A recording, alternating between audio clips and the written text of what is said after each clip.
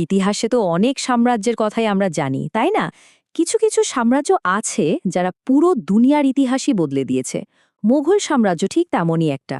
আর মজার ব্যাপার হলো, এই বিশাল সাম্রাজ্যের শুরুটা করেছিলেন এমন একজন রাজপুত্র, যিনি জীবনের একটা বড় সময় পালিয়ে বেরিয়েছেন নিজের সিংহাসন হারিয়ে। চলুন আজ সেই অবিশ্বাস্য গল্পটাই শোনা যাক। একবার নিজেকে বাবরের জায়গায় কল্পনা করুন তো। আপনার সামনে 1,00,000 সৈন্যের বিশাল এক বাহিনী, আর আপনার সাথে মাত্র 12,000। কি করবেন? ঠিক এই অবস্থাতেই বাবর দাঁড়িয়েছিলেন পানিপথের মাঠে। একদিকে প্রায় 10 গুণ বড় এক শক্তি, আর অন্যদিকে তিনি একা। এই অসম্ভব লড়াইটাই কিন্তু পুরো ভারতীয় উপমহাদেশের ইতিহাস বদলে দিয়েছিল। কিন্তু প্রশ্ন হল, বাবর এই পর্যন্ত এলেন কিভাবে? আচ্ছা, আমাদের এই গল্পের নায়ক হচ্ছেন জহিরউদ্দিন মোহাম্মদ বাবর। ওনার জন্ম এমন এক বংশে যেখানে ক্ষমতা আর বিপদ যেন হাত ধরাধরি করে চলত, আর তার রক্তে মিশেছিল ইতিহাসের সবচাইতে বিখ্যাত দুই যোদ্ধার পরিচয়। একবার চিন্তা করুন, বাবার দিক থেকে তিনি তৈমুর লংয়ের বংশধর, আর মায়ের দিক থেকে চেঙ্গিজ খানের। ভাবা যায়? এই পরিচয়টা তাকে যেমন দিয়েছিল আকাশ ছোঁয়ার স্বপ্ন দেখার সাহস, তেমনি তার কাঁধে চাপিয়ে দিয়েছিল পাহাড় সমান প্রত্যাশার বোঝা। মানে তার জন্য মাঝপথে থেমে যাওয়ার কোনো সুযোগই ছিল না। হয় জিততে হবে, নয়তো সব হারাতে হবে। আর এই বিরাট দায়িত্বটা তার ঘাড়ে এসে পড়ল কখন জানেন? যখন তার বয়স মাত্র 11। বাবার হঠাৎ মৃত্যুর পর ফারগানা নামে ছোট্ট একটা রাজ্যের সিংহাসনে বসতে হয় তাকে। কিন্তু ওই বয়সে ওই সিংহাসন সামলানোটা সে এক ভয়ঙ্কর কঠিন কাজ ছিল। তো বাবরের জীবনের শুরুর দিকটা কিন্তু কোনো সফলতার গল্প না, একদমই না। এটা ছিল বারবার হেরে যাওয়ার, বারবার হোঁচট খাওয়ার একটা গল্প। তার জীবনের প্রথম বড় স্বপ্ন ছিল তার পূর্বপুরুষ তৈমুরের রাজধানী কিংবদন্তির শহর সমরকন্দ জয় করা। কিন্তু ভাগ্য যেন শুরু থেকেই তার সাথে খেলা করছিল। অবশেষে অনেক লড়াই আর চেষ্টার পর ১৪৯৭ সালে তিনি সমরকন্দ দখল করলেন। এটা ছিল তার জীবনের প্রথম বড় একটা জয়। তিনি হয়তো ভেবেছিলেন, যাক, এবার তাহলে ভাগ্য ফিরল। কিন্তু সেই জয়ের আনন্দ টিকল মাত্র ১০০ দিন। খবর এলো তার নিজের রাজ্য ফারগানাতে বিদ্রোহ শুরু হয়েছে, আর সেই বিদ্রোহ সামলাতে তাকে সমরকন্দ ছাড়তে হলো। এখানেই হলো আসল সর্বনাশটা। ফলাফলটা কি হলো? তিনি ফারগানা বাঁচাতে গিয়ে সমরকান্দা হারালেন, কিন্তু শেষ পর্যন্ত ফারগানাও তার হাত থেকে বেরিয়ে গেল। মানে দুটোই গেল। ভাবুন একবার, তৈমুর আর চেঙ্গিজ খানের বংশধর হয়ে গেলেন একজন রাজ্যহারা, ভূমিহীন পলাতক। তার নিজের লেখা আত্মজীবনী বাবর নামাতে তিনি লিখেছেন সেই সময়ের কথা।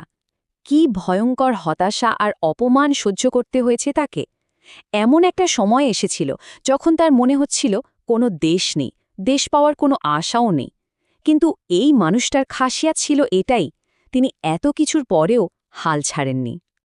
তো মধ্য এশিয়ায় যখন বারবার চেষ্টা করেও কিছু হচ্ছে না, তখন বাবর তার নজর ঘোরান অন্যদিকে, দক্ষিণে, মানে ভারতবর্ষের দিকে। আর এই একটা সিদ্ধান্তই শুধু তার নিজের নয়, পুরো উপমহাদেশের ভাগ্য বদলে দেওয়ার জন্য যথেষ্ট ছিল। কিন্তু হঠাৎ ভারতের দিকে কেন? দেখুন, কয়েকটা কারণ ছিল। প্রথমত, মধ্য এশিয়ায় তো তার সব দরজা বন্ধ হয়ে গিয়েছিল। দ্বিতীয়ত, তিনি শুনেছিলেন ভারতবর্ষের অকল্পনীয় ধন সম্পদের কথা। আর সবচেয়ে বড় কারণ ছিল দিল্লির সুলতান ইব্রাহিম লোদি তখন বেশ দুর্বল, আর তার ওপর ভারতেরই কিছু প্রভাবশালী লোক বাবরকে আমন্ত্রণ জানাচ্ছিল সুলতানের বিরুদ্ধে লড়ার জন্য। মানে সুযোগটা যেন তার জন্যই তৈরি হয়েছিল। এবার একটু যুদ্ধের পরিস্থিতিটা দেখা যাক। এটা আক্ষরিক অর্থেই ছিল অসম এক লড়াই। একদিকে বাবরের মেরে কেটে ১,০১৫ সৈন্য, আর অন্যদিকে ইব্রাহিম লোদির প্রায় ১,০০,০০০ সৈন্যের বিশাল বাহিনী, সাথে আবার ১,০০০ যুদ্ধ হাতি।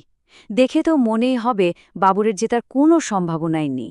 কিন্তু বাবরের হাতে ছিল দুটো গোপন অস্ত্র, যার সংখ্যারে বিশাল পার্থক্যকে উড়িয়ে দেওয়ার জন্য যথেষ্ট ছিল। তার প্রথম অস্ত্রটা ছিল তুলুগমা নামের এক যুদ্ধ কৌশল। এটা একটা ক্লাসিক মঙ্গল কৌশল। ব্যাপারটা সহজ করে বললে, তিনি তার ছোট্ট সেনাবাহিনীকে কয়েকটা ভাগে ভাগ করে ফেলেন। একটা ছোট দল সামনে থেকে আক্রমণ করে লোদির বাহিনীকে ব্যস্ত রাখে, আর ঠিক সেই সুযোগে বাকি সৈন্যরা দুই পাশ দিয়ে ঘুরে গিয়ে পেছন থেকে আক্রমণ করে। ফলে লোদির বিশাল বাহিনী কিছু বুঝে ওঠার আগেই চারদিক থেকে ঘিরে যায়। এটা এমন একটা কৌশল ছিল যা এর আগে ভারতে কেউ দেখেনি। আর দ্বিতীয় অস্ত্র, সেটা ছিল কামান। সেই সময় উত্তর ভারতে কামান ছিল একেবারেই নতুন একটা জিনিস। কামানের প্রচণ্ড শব্দ আর আগুনের ঝলকানিতে লোদির হাতিগুলো ভয় পেয়ে যায়। আর ভয় পেয়ে ওরা করে কি, উল্টো ঘুরে নিজেদের সৈন্যদেরই পিষে মারতে শুরু করে। ভাবুন অবস্থাটা, লোদির সবচেয়ে বড় শক্তি তার হাতিগুলোই তার পরাজয়ের কারণ হয়ে দাঁড়াল। ব্যাস, খেলা শেষ। কয়েক ঘন্টার মধ্যেই যুদ্ধের ভাগ্য লেখা হয়ে গেল। ইব্রাহিম লোদি যুদ্ধক্ষেত্রে মারা গেলেন, আর দিল্লির পতন হল।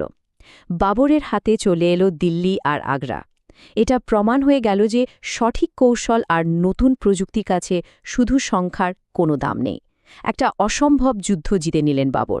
কিন্তু দিল্লি জয় করা মানেই তো সব হয়ে গেল না, বরং আসল কাজটা তো শুরু হলো এরপর। একটা যুদ্ধ জেতা এক জিনিস, আর সেই জয়কে একটা স্থায়ী সাম্রাজ্যে পরিণত করা, সেটা সম্পূর্ণ অন্য ব্যাপার। বাবরের সামনে তখন এটাই ছিল সবচেয়ে বড় চ্যালেঞ্জ। দিল্লি জয়ের পর বাবর কিন্তু এক মুহূর্ত বিশ্রাম পাননি। পরের বছরই ১৫২৭ সালে তাকে লড়তে হয় খানওয়ার যুদ্ধ। রাণা সাঙ্গার নেতৃত্বের রাজপুতদের বিরুদ্ধে এই যুদ্ধটা ছিল পানিপথের থেকেও অনেক বেশি কঠিন। সেটাও তিনি জিতলেন। এরপর ১৫২৯ সালে লড়লেন ঘরঘাড়ার যুদ্ধ, হারালেন বাকি আফগান শক্তিকে। মানে একের পর এক জয়ের মাধ্যমে তিনি উত্তর ভারতে মুঘল শাসনের ভিত্তিটা একেবারে পাকা করে ফেললেন। কিন্তু ভাগ্যের কি পরিহাস দেখুন, এত কষ্ট করে যে সাম্রাজ্য তিনি গড়লেন তা উপভোগ করার সময় তিনি পেলেন না।